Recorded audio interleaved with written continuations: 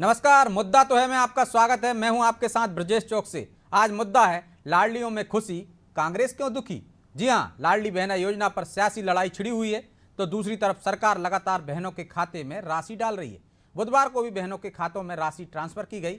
इस दौरान मुख्यमंत्री डॉक्टर मोहन यादव ने कांग्रेस पर तीखा प्रहार किया और पूछ लिया कि सरकार बहनों को राशि दे रही है तो कांग्रेस के पेट में क्यों दर्द हो रहा है। दरअसल कांग्रेस ये आरोप लगा रही है कि योजना में छटनी शुरू हो गई है। ऐसे में अब सवाल यह है कि राशि मिलने से लाडली तो खुश है, लेकिन कांग्रेस क्यों दुखी है।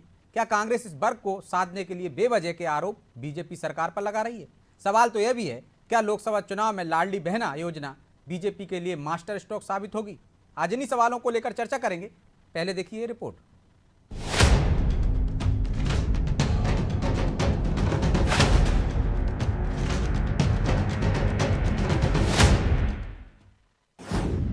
लाडली बहनों को जारी हुई राशि।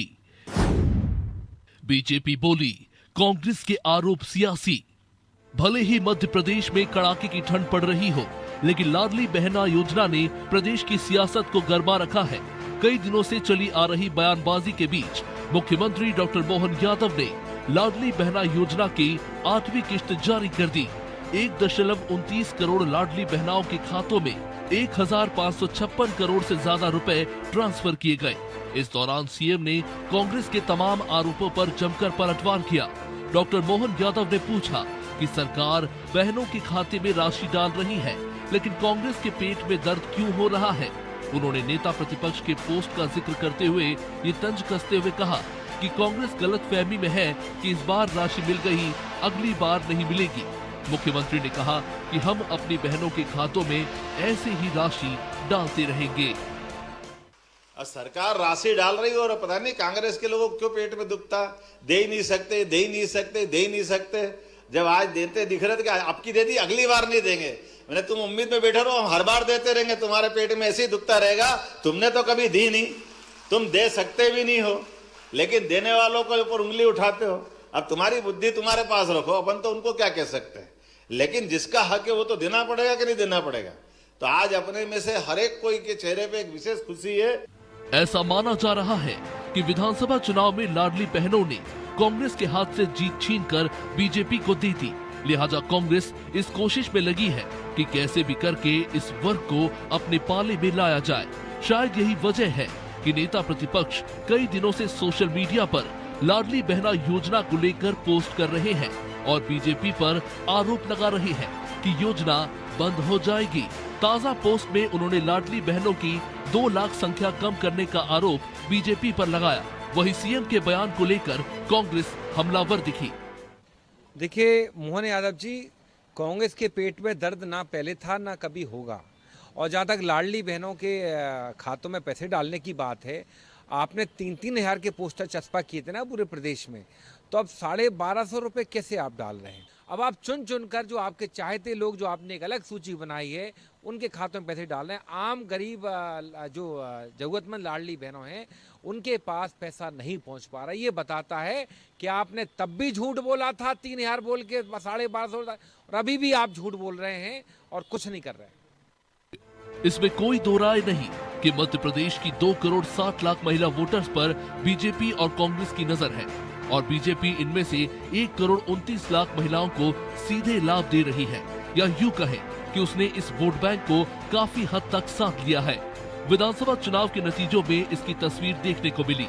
हालांकि अब चुनौती कांग्रेस के सामने खड़ी है कि कैसे इस वोट बैंक को लुभाए ताकि लोकसभा चुनाव में वो बीजेपी को कड़ी टक्कर दे सके। ब्यूरो रिपोर्ट, अनादि टीवी।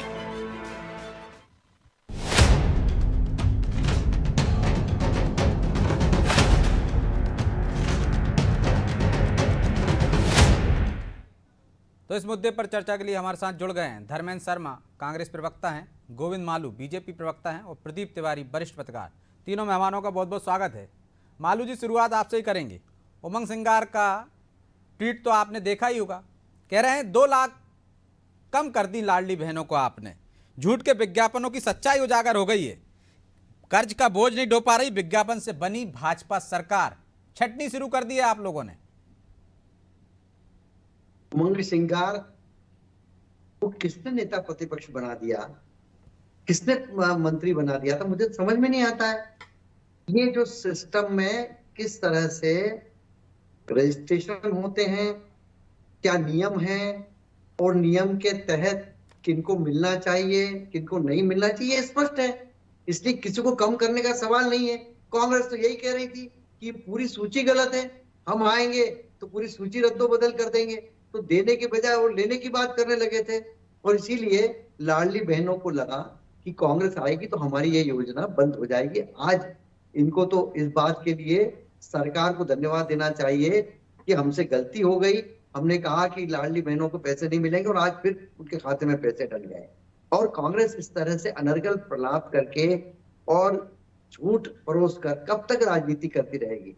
भ्रम फैलाने की राजनीति यदि वो छोड़ेगी और सच्चाई पर चलेगी तो निश्चित रूप से उनका कुछ न कुछ तो भला होगा। लेकिन जो रसातल में कांग्रेस जा रही है उससे ऐसी उम्मीद की भी नहीं जा सकती। और इस तरह के उल जलूल आरोप लगाकर वो जनता को भ्रमित करने की जो कोशिश कर रहे हैं उसमें नाकामयाबी जो पहले मिली आगे भी मिलेगी। इसलिए मैं उनसे ये अनुरोध करूंगा कि वो जो लाडली बहनों को जो मिल रहा है उसके लिए उनको सरकार को धन्यवाद दें और ये माफी मांगे कि हमने कहा था कि योजना बंद हो जाएगी, योजना बंद नहीं हुई, चालू रही। तो धर्मेंद्र जी, कभी आप कहते हैं कि योजना बंद होने वाली है, अब राशि नहीं मिलने वाली है, तय समय पर उन्होंने राशि भी डाल दी, अब आप कह रहे हैं कि छठी शुरू हो गई है। तो डॉक्टर मोहन यादव भी कह रहे हैं कि आपके पेट में ऐसे ही दर्द होता रहेगा, वो राशि डालते रहेंगे। और मालू जी कह रहे हैं भ्रम फैलाने से कुछ नहीं होता, जनता सच्चाई जानती है, आपके झांसे में नहीं आने वाली। ब्रजेश जी, ना तो हम भ्रम फैला रहे हैं और ना हमारे पेट में कोई दर्द है। शिवराज सरकार ने जब इस योजना को लागू किया था तो 1,31,00,000 लाडली बहनों की संख्या बताई थी। और मोहन सरकार बनने के बाद जो संख्या इन्होंने बताई वो 1,29,00,000, तो 2 लाख तो सीधे सीधे इनकी संख्या में खुद ही सरकार ने मान लिया कि 2 लाख लाडली बहनों की छटनी है, पहले कर चुके। फिर अभी जो इन्होंने आंकड़ा बताया है, जो पैसा दिया है, इन्होंने कहा कि 1576 करोड़ रुपए 1250 के हिसाब से लगा लीजिए आप कितने होते हैं, जो इन्होंने संख्या में दिया है। इस हिसाब से तो 1,26,08,000 बहनों के खाते में ये राशि गई है। तो 4,92,000 हमारी लाडली बहना कहां चली गई? ये मालू जी बता दें और भाजपा के प्रवक्ता के साथ साथ भाजपा के मुख्यमंत्री भी बता दें कि शिवराज सिंह चौहान ने जब योजना लागू करी थी तो 1,31,00,000 लाडली बहनों की संख्या बताई। मोहन सरकार की पहले महीने में जो किस्त गई वो 1,29,00,000 रह गई। और अब जो आंकड़ा निकल कर आ रहा है वो 1,26,00,000 तक आ रहा है। तो 4,92,000 हमारी लाडली बहनों की छटनी किस आधार पर बीजेपी सरकार ने की है? और पहले उन्हें ठगने का काम किया, 1,250 से 3,000 रुपए देने का वादा किया, 2 महीने से ऊपर हो गए बीजेपी की नई सरकार को। बीजेपी की सरकार तो खैर पहले 19 साल से लगातार चल रही है, लेकिन चूंकि इन्हें चुनाव से पहले ही लाडली बहनें याद आई थी, अब चलो चुनाव हो गया तो बहनों को जो वादा किया था उनको ठगने का काम क्यों कर रहे हैं? क्यों नहीं 3,000 रुपए की राशि कर देते और सारी माताएं बहनों को देने का काम करें? ये बार बार छटनी क्यों कर रहे हैं? हर महीने संख्या घटती कैसे जा रही है?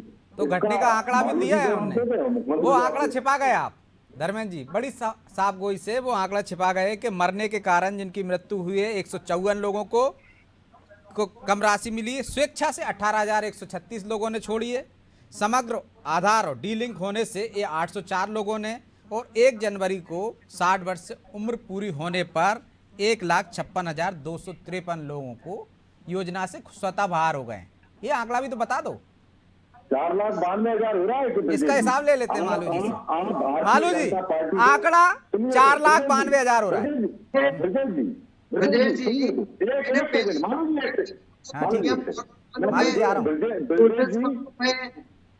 ये केवल भ्रम फैलाने का काम करते हैं। आपने बता दिया इनको आंकड़े, लेकिन वो नया आंकड़ा ले आए ना, वो कह रहे हैं 2 लाख इसमें भी गायब हैं, आप अधूरा आंकड़ा दे रहे हैं। 60 साल से ऊपर हो जाते हैं वो बाहर हो जाता है, फिर आधार की जो डीलिंग हुई उस पर, और जो स्वेच्छा से छोड़े, मतलब जो कर्मचारी हैं और जिन्होंने फॉर्म भर दिए और गलती से मिल गए, उनको कहा गया था कि अगर आपको ये जो वेतन भी लेंगे और राशि लेंगे, ऐसा थोड़ी होता है। अगर किसी ने भर दी और गलती से मिल गई तो उसको रेक्टिफाई तो करना पड़ेगी ना। ऐसा थोड़ी आप तो पूरी 1,31,00,000 रुपए बंद 1,31,00,000 महिलाओं को बंद करने की बात कर रहे थे और फिर कह रहे थे हम फिर उसको देखेंगे बीजेपी के लोग। और अगर आप ऐसा मानते हैं 1 करोड़ नहीं मालूम जी, गलत बयानी नहीं। कांग्रेस पार्टी की सरकार आती तो हम आपकी तरह भेदभाव नहीं करते, हम मध्य प्रदेश की समस्त माता बहनों को देने का काम करते। हमने करने का नहीं, और हम तो 1,000 रुपए देने की बात कर रहे थे। आपके सब बात का जवाब दिया। चलिए आ रहा हूँ मालू जी, धर्मेंद्र जी आ रहा हूँ, तिवारी जी को भी चर्चा में शामिल कर लेता हूँ। लौट रहा हूँ धर्मेंद्र जी, लौट रहा हूँ। मालू जी 1 महीना सरकार को नहीं हो रहा है। मालू जी आ रहा हूं आपके पास। प्रदीप जी, क्या वजह है कि पहले कांग्रेस कहती है कि योजना बंद हो जाएगी, चुनाव में वोट ले लिए हैं, राशि डलती चली जाती है, और अब कह रहे हैं कि छटनी शुरू हो गई, बाद में अब ये भी कहने लगे हैं कि लोकसभा चुनाव के बाद बंद हो जाएगी। तो इससे कांग्रेस को कुछ फायदा दिख रहा है? लोकसभा में उन बहनों के वोट हासिल करना चाहते हैं? क्या रणनीति हो सकती है कांग्रेस के इस तरह के बयानों के पीछे? ये भली बात आप भी होंगे कि इसके पीछे क्या हो सकता है। मुझे नहीं लगता है कि योजना को बंद करने का बीजेपी का विचार होगा। कारण यह है कुछ लाडली बहना घट जरूर सकती है, इसके पीछे के जो सरकारी हैं, जो क्राइटेरिया में फुलफिल नहीं हो पा रही हैं, जिनकी उम्र 60 से ऊपर हो गई है, तो बहुत सारी ऐसी बातें हैं जिसमें बहुत सारे लोगों का भी नाम कटेगा। उसमें लाखों, 1.5 लाख 2 लाख करीब का लाडली बहना हो सकती है। लेकिन योजना करने का मुझे लगता है तो जुड़ेंगे भी ना साथ साथ में। निश्चित तौर पर जो लोग पात्र होंगे जोड़ा भी जाएगा उसमें। और मुझे लगता है कि ये योजना जो लाई गई, ये निर्णय पहले ही सरकार का था कि इस योजना को बंद नहीं करना है, और इसी कारण से लाडली बहना के कारण से सरकार भी आई, आप भी जानते हैं, सभी लोग जानते हैं। तो कुछ महत्वपूर्ण योजनाएं हैं, जैसे आवास योजना है, लाडली लक्ष्मी योजना है, लाडली बहना योजना है, ये सारी ऐसी योजनाएं हैं बीजेपी की जो मूलतः निचले स्तर तक जाती हैं, और इससे बहुत सारी एक संख्या है जो पात्र है, और बीजेपी मुझे लगता है कि इसको इससे बेनिफिट है। और ये इस मुद्दे को लेकर बीजेपी कभी भी कोई ऐसी कदम नहीं उठाएगी जिससे बीजेपी को नुकसान हो। तो ये कांग्रेस की एक बात हो सकती है कि आने वाले समय में लाडली बहना बंद कर दी जाएगी, लेकिन मुझे ऐसा महसूस नहीं हो रहा है जी। लेकिन आप ये बताइए कि कांग्रेस ये माइंड गेम भी करना चाहती होगी, तो उसको फायदा क्या है? क्या उसके झांसे में वो लाडली बहनें आ जाएंगी, या जिनको योजना का लाभ मिल रहा है वो आ जाएंगी, या जो बाहर हो गई हैं वो आ जाएंगी? कुछ तो फायदा होगा बयान देने के पीछे, या इस तरह बार बार सवाल उठाने के पीछे। देखिए, इसमें एक तरह से प्रचार जरूर कांग्रेस लाडली बहना का करती जा रही है। मुझे जो लग रहा है कि आम जनता जो पात्र नहीं है और जो पात्र होने की स्थिति में है, वो भी प्रयास कर लेंगे कि हमको भी लाडली बहना का लाभ मिले। तो मुझे लगता है कि ये कंटिन्यूअस अगर ये चलता रहेगा, लेकिन ऐसा नुकसान भी तो हो सकता है ना तिवारी जी, कि बार बार जब आप झूठ बोलेंगे तो लोग आप पे जो भरोसा कम कर रहे हैं और कम होता चला जाएगा। वो कि कांग्रेस तो सच बात बोलेगी तब भी लोग कहेंगे तो झूठ बोलते हैं, ये जोखिम भी तो हो सकता है। निश्चित तौर पर आप पिछली बार अगर चुनाव का एजेंडा देखें तो कांग्रेस ने पहले ही मुखपत्र में लिख दिया था कि हम आने के बाद 3,000 कर देंगे, लेकिन भरोसा कांग्रेस पे लाडली बहना ने नहीं किया, भरोसा जताया बीजेपी पे। और आप देखिए वोट प्रतिशत भी बीजेपी का काफी बढ़ा है, तो कहीं ना कहीं इसका फैक्चुअल कारण तो हो सकता है। इसलिए कांग्रेस को इन सब चीजों से बचना चाहिए, और जो विश्वास पात्र जो चीजें विश्वास की ओर है उसको लेकर आगे बढ़ना चाहिए कांग्रेस को जी। कांग्रेस को बचना चाहिए धर्मेंद्र जी, क्योंकि उसका विश्वास घटता जा रहा है, और आप इस तरह से यदि बोलेंगे और योजना से लाभ लोग लेते रहेंगे, जिन बहनों के खाते में राशि पहुंचती रहेगी, तो आप सच बोलेंगे तब भी आप पर यकीन नहीं होगा, भरोसा और कम हो जाएगा आपका। क्यों ऐसा जोखिम लेते हैं? ब्रजेश जी, हम लोकतांत्रिक विपक्षी पार्टी हैं, भारतीय जनता पार्टी सत्ता में है, और हमारा काम है जनता की आवाज उठाना। हालांकि अब हमारा साथ देने के लिए पहले लोकतंत्र का चौथा स्तंभ भी हुआ करता था, जो जनता के मुद्दों को उठाता था, जनता के मुद्दों पर सरकार से सवाल करता था, विपक्ष से सवाल नहीं करता था, सरकार की जवाबदेही तय करता था। ऐसा चौथा स्तंभ विपक्ष भी ऐसा होता ना जो सच बात बोलता था। अब उल्टा हो गया, अब भाजपा के मदद के रूप में वो चौथा स्तंभ खड़ा हो गया, वो सरकार से सवाल नहीं करता। मतलब आप ये कहना चाह रहे हैं धर्मेंद्र जी, आप झूठ बोले तो आपके झूठ में भी लोकतंत्र का चौथा खंबा आपके साथ खड़ा हो जाए। 4,92,000 की संख्या को आप जस्टिफाई कर सकते हैं क्या? क्या आप ये बताइए मुझे, ठीक है, एक छोटा सा सवाल, क्या जो अपात्र हैं उनको मिलते रहना चाहिए राशि? आपने जो आंकड़े दिए थे, आपने जो भाजपा के बचाव में आंकड़े दिए थे कि इतनी माताएं बहनों की मृत्यु हो गई, इतनी माताएं बहनों की उम्र हो गई, तो भाजपा के प्रवक्ता को बिठाने की जरूरत ही नहीं है। हमें क्या है, 4,92,000 की जो संख्या कम हुई है, आप ये आरोप मत लगाइए, आपकी बात तो अच्छा धर्मेंद्र जी, अन्याय हो रहा है, धर्मेंद्र जी, उनकी आवाज ना उठाएं। धर्मेंद्र जी, लोकतंत्र में जनता की आवाज उठाना हम बंद कर ठीक है, दें। मालू जी आप, जब मीडिया सरकार धर्मेंद्र जी एक काउंटर सवाल है मेरा, धर्मेंद्र जी, धर्मेंद्र जी एक काउंटर सवाल है मेरा, धर्मेंद्र जी, धर्मेंद्र जी, चलिए ठीक है, आपने मीडिया पे आरोप लगाए, ठीक है, एक सवाल तो सुन लीजिए, आप चाहते हैं विपक्ष से सवाल ही ना करे मीडिया, आप ये बताइए कि आपने नीले लाल हरे फार्म भरवाए थे कि नहीं भरवाए थे? पात्र अपात्र की सरकारी जो सिस्टम है, नियम अनुसार कार्रवाई होनी चाहिए सरकार को, या किसी को गलती से राशि दे दी तो देते रहना चाहिए? बिल्कुल नियम अनुसार होनी चाहिए ना, सरकारी खजाना है वो, आपका और हमारा पैसा है, नियम अनुसार मिलना चाहिए जो पात्र है उनको, या नहीं मिलना चाहिए? बिल्कुल पात्र हितग्राही को मिलना चाहिए, नियम अनुसार चलना चाहिए। 19 साल हो गए तो नियम ही तहत ही तो बाहर हो गए बाकी के लोग। सुन तो लीजिए, शिवराज की सरकार से लेके मोहन जी की सरकार आ गई, 19 साल हो गए भाजपा को मध्य प्रदेश में। क्या कारण है? आज भी बेरोजगारी मध्य प्रदेश की सबसे बड़ी समस्या है। क्या कारण है? माता बहनें सबसे ज्यादा असुरक्षित मध्य प्रदेश में है। वही माता बहनें सरकार बनाकर दे रही हैं, वही तो आप पे भरोसा नहीं कर रही। चुनाव आ गए, चुनाव आ गए, 3,000 रुपए का जुर्माना देने का जो वादा किया उसे पूरा क्यों नहीं करती भाजपा? क्यों नहीं करती 3,000 रुपए? हम तो कह रहे हैं ना, 3,000 रुपए से जो वादा किया था और 450 रुपए का जो सिलेंडर देने का वादा किया था, तो सिलेंडर का क्या हुआ? 450 रुपए का सिलेंडर कब से मिलना शुरू होगा मध्य प्रदेश के लोगों को? अच्छा धर्मेंद्र जी, उन्होंने कहा था कि 10 दिन में हम 3,000 रुपए कर देंगे, उन्होंने कहा था हम धीरे धीरे 3,000 करेंगे, ये कहा था ना, आपने कहा था 10 दिन में कर्ज माफ कर देंगे, लेकिन आप तब कहते थे कि हमारी 15 माह की सरकार है। माताएं बहनों को कब देगी भारतीय जनता पार्टी? ठीक है, जवाब ले लीजिए मालू जी, कब दोगे आप? तो मीडिया से जो सवाल होते हैं आप उनसे सवाल उठाते हो कि 10 दिन में कर्ज माफ कर देना, लेकिन अब आप 3,000 क्यों नहीं दे रहे हो? ब्रजेश जी, अब हम जवाब, आप हमसे मांग रहे हैं, हम जवाब देने को तैयार है ना, दीजिए ना।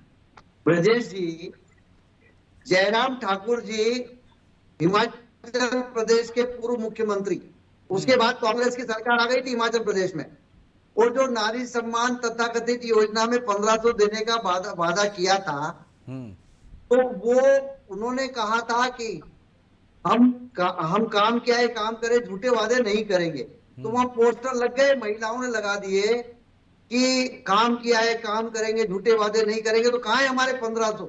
जयराम ठाकुर जी बीच में आए, चुनाव के समय जगह जगह उन्होंने प्रेस कॉन्फ्रेंस भी ली, भाषण भी दिए, उसमें उन्होंने कहा कि हिमाचल प्रदेश में 1,500 का वादा किया और साल भर होने आया, 11 महीने हो गए थे चुनाव के समय, उन्होंने नहीं दिए। इसका कोई भी उत्तर कांग्रेस नहीं दे पाई, और ये लोगों के मन में आ गया कि कांग्रेस आएगी तो झूठे वादे कर रही है और ये कोई 1,500 देने वाली नहीं है। 1,250 मिल रहा है, हमने वादा किया है 5 साल का, इन्होंने 10 दिन में कर्ज माफी का वादा किया था, हमने किया क्या ऐसा वादा? अभी सरकार को बनने 1 महीना नहीं हुआ भाई, शोर मचा रहे हो। 5 साल हो जाए तब आप चुनाव में जाए तब बोलना कि हमने नहीं दिए। अभी से शोर मचाने से क्या मतलब? आप तो जनहित के मुद्दे उठाइए, जो योजनाओं का लाभ जिनको नहीं मिल रहा उनको दिलवाइए। हमारी जो विकसित भारत संकल्प यात्रा है उसमें भी यही हम कर रहे हैं कि जिस आयुष्मान में जो नहीं कवर हो रहे हैं उनको भी, जो नहीं लिए है उनको फायदा देना, केंद्र की योजना आप उसमें सहयोग करिए, लोगों का भला करिए भाई। केंद्र की योजना है, कोई मोदी जी के अकेले की तो है नहीं, भारतीय जनता पार्टी की सरकार की जरूर है, लेकिन आप उसमें जाकर अपनी सदाशयता बटोर सकते हैं।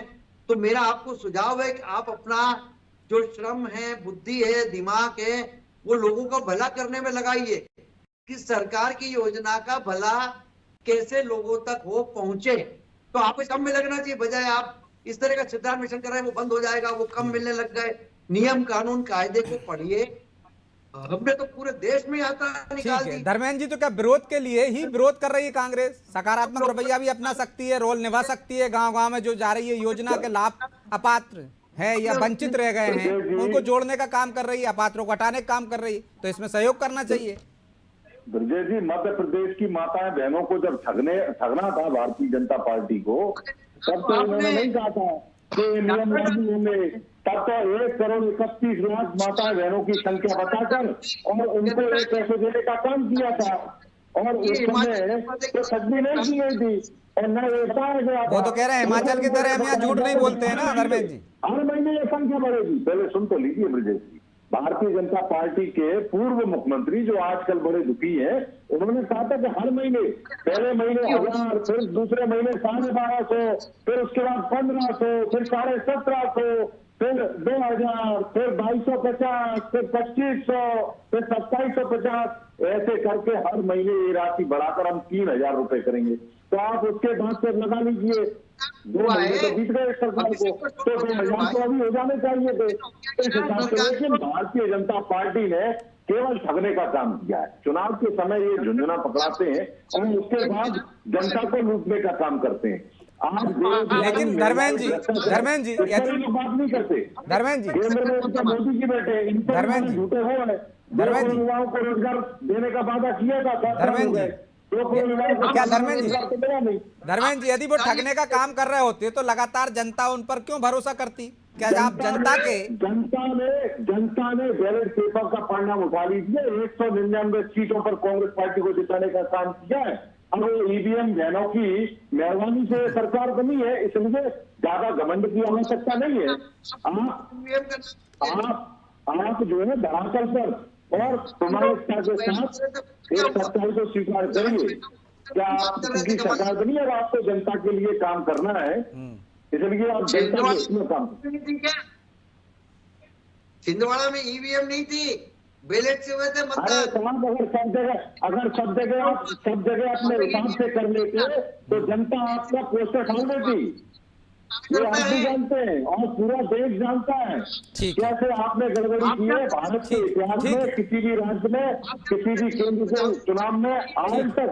क्या तिवारी जी, क्या जो जनमत आया है या जो जनता ने अपना मताधिकार का उपयोग करके बीजेपी को सत्ता में पहुंचाया है, क्या कांग्रेस इसको आत्मसात नहीं कर पा रही, स्वीकार नहीं कर पा रही?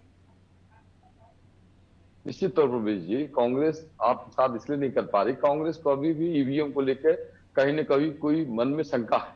और आप देखें, जब कर्नाटका की बात करते हैं, जब तेलंगाना की बात करते हैं, तो उनकी बात बदल जाती है। लेकिन जब मध्य प्रदेश, छत्तीसगढ़ और राजस्थान की बात होती है तो कहीं ना कहीं पाया जाता है। भारतीय जनता पार्टी वाले तो पूरे देश की जनता इनको उठा के कहाँ भेजेगी, इसलिए ये भी जानते हैं, चुन चुनकर छोटे छोटे रास्ते देते हैं। ये बड़ी प्लानिंग चल रहे हैं। अंडर में थी तब क्या हुआ? मुझे ये लगता है, आप ये बताइए, कांग्रेस सरकार थी, हास्यास्पद आरोप लगा रहे हैं। पार्टी है, मोदी जी इतने लोकप्रिय नेता, तो बैलेट पेपर से चुनाव कराने में क्या आपत्ति है भाई? अगर आप लोकप्रिय पार्टी है, आपके नेता लोकप्रिय है, तो आप बैलेट पेपर से करा लीजिए। तो बैलेट पेपर से जब चुनाव होते थे धर्मेंद्र जी, आपने नहीं देखा किस तरह से बूथ कैप्चरिंग होती थी, मतपेटियां लूट ली जाती थी? क्या आप चाहते हैं कि वही दौर लौट आए? ईवीएम कहाँ लुट गई है?